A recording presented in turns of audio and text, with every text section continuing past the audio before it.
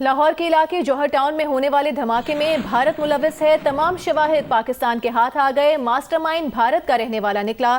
بھارتی خفیہ ایجنسی را سے رابطے میں رہا. بتایا گیا ہے کہ ایک ملزم کا تعلق افغانستان سے ہے. وزیر اعظم کے مشیر برائے قومی سلامتی اور وزیر اطلاعات فواد چودھری نے حقائق دنیا کے سامنے رکھ دیے. وزیر اعظم عمران خان نے کہا ہے کہ جوہر ٹاؤن دھماکے کی منصوبہ بندی اور اس کے لیے سرمایہ کی کڑیاں بھارت سے ملتی ہیں. عالمی برادری کو چاہیے کہ بھارت کی بدماشی کے خلاف بین الاقوامی اداروں کو حرکت میں لائے. ایک بیان میں وزیر اعظم نے کہا کہ عسکری اور سول اداروں کے باہمی تعاون سے دہشت گردوں اور ان کے بین الاقوامی رابطوں کی نشاندہی ہوئی ہے. ثبوتوں کا پتہ لگانے میں پولیس کے محکمہ انسداد دہشت گردی کی مستعدی قابل تعریف ہے. تمام سول ملٹری انٹیلیجنس ایجنسیز کی بہترین کوارڈینیشن بھی قابل تحسین ہے.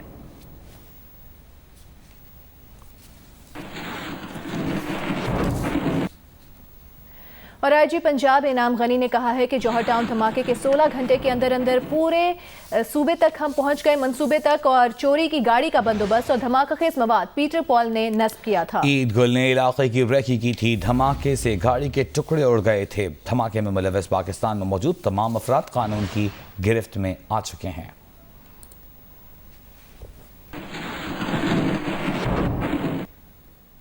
D G I S P R major general Babar Iftikhar بھی ماضی میں کہہ چکے ہیں کہ پاکستان کی سرحدوں کے ساتھ افغانستان میں بھارتی سفارت خانے اور قونصلیٹ پاکستان کے خلاف دہشت گردی کی مالی معاونت کے مراکز بن چکے ہیں. Indian embassies and consulates operating along Pakistan's borders have become hubs of terrorist sponsorship against Pakistan. Indian diplomats in Afghanistan, they have been regularly supervising various terrorist activities. Indian intelligence agencies are managing 87 such terrorist camps. The details are right now, they can be seen on the screen. Out of these terrorist camps, 66 are located in Afghanistan.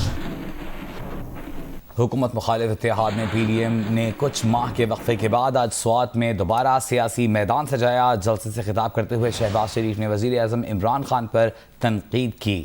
تنقید کرتے ہوئے کہا کہ parliament میں عمران خان کی set ایسے خالی ہوتی ہے جیسے عوام کی جیب خالی ہے. وہ کہتے ہیں گھبراؤ نہیں, میں کہتا ہوں گھبراؤ, انہیں بھگاؤ.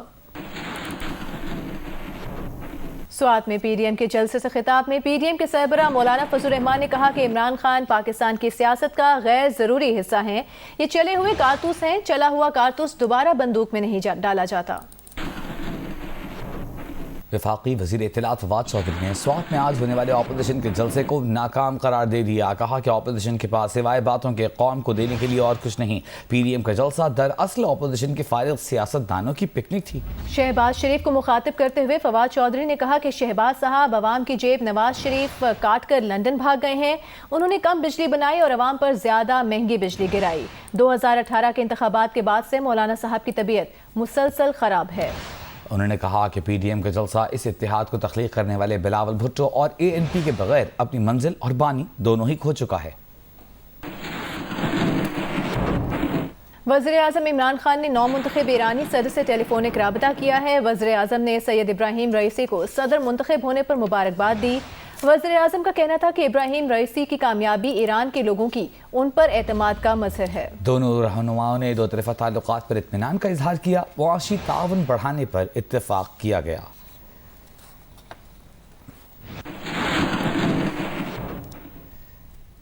افغانستان پاکستان مشترکہ چیمبر آف کامرس کے شریک سربراہ خان جان کا کہنا ہے کہ پاکستان اور افغانستان کی باہمی تجارت محدود ہو گئی ہے. مزید بتا رہے ہیں کابل سے جنس کے نمائندے اعزاز سید. افغانستان اور پاکستان کے درمیان تجارتی حجم تھا $3 ارب مگر اب یہ کم ہو کر رہ گیا ہے کم و بیش صرف $8 ملین. یہ بات کوئی اور نہیں بلکہ افغانستان اور پاکستان کے مشترکہ chambers of commerce and industries کے شریک صدر خان جان اولکزئی کہہ رہے ہیں. افغانستان اور پاکستان کی تجارت دونوں ملکوں کے درمیان تجارت بہت ہی عام ہے. افغانستان پاکستان کے لیے ایک بڑی تجارتی مارکیٹ ہے. بدقسمتی سے دونوں ملکوں نے تجارت کو سیاست میں مکس کیا جس سے تجارت بھی خراب ہوئی اور سیاست بھی. افغانستان کے ممتاز ماہر معیشت شعیب رحیم کہتے ہیں کہ تجارت میں کمی کی ایک وجہ تو کورونا تھی مگر پاکستان میں کچھ اور مسائل بھی تھے. ایسے کنٹینرز بھی تھے, ایسے کنسائنمنٹس جو 65 دن تک رکے ہوئے تھے کراچی پورٹ تک جب تک ان کو کلیئرنس ملی, تو سینکڑوں $1 ملین خسارہ ہوا ہے. تو کلیئرنس کا ایشو تھا. تاجر طبقہ ہو یا ماہرین معیشت، دونوں کا خیال ہے کہ طالبان کی کارروائیوں سے تجارت کو نقصان ضرور پہنچے گا۔ افغانستان کے دارالحکومت کابل میں یوں تو زندگی معمول کے مطابق چل رہی ہے، لیکن عام آدمی کے ساتھ ساتھ کاروباری طبقہ بھی غیر یقینی صورتحال کا شکار ہے۔ کیمرامین شاہد احمد کے ہمراہ اعزاز سید، جیو نیوز، کابل، افغانستان۔